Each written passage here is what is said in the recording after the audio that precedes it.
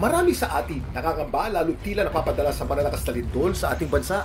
Pero ang mga pagyanig na ito, hindi na bago sa ating mga Pilipino. Pati na ilan nating mga kapitbahay sa mapa.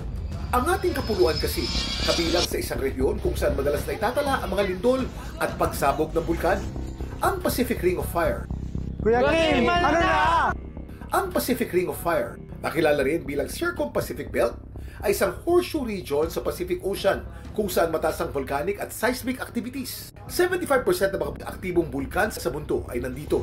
Isa rin ito sa mga lugar kung saan madalas mangyari ang mananakas na lindol. Kabilang sa mga bansang bahagi nito ang Japan, Indonesia, New Zealand, Estados Unidos, Chile, at siyempre, Pilipinas. Pero bakit nga ba madalas lumilindol sa Pacific Ring of Fire?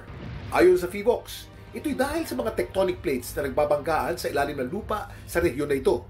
Kapag nagkiskisan o nagbanggaan ng mga ito, naglalabas ng enerhiya na nagre-resulta sa lindol. Totoo na recently, mas marami tayong nadedetect at nare-record ng mga lindol. Pero ito ay more on dahil dumadami na yung ating mga seismic stations. O ito yung mga instrumento na nagdedetect. Nagiging mas modernisado na yung triggering na sinasabi natin. Nangyayari lamang yan kung ang fault na malapit ay handa nang gumalaw.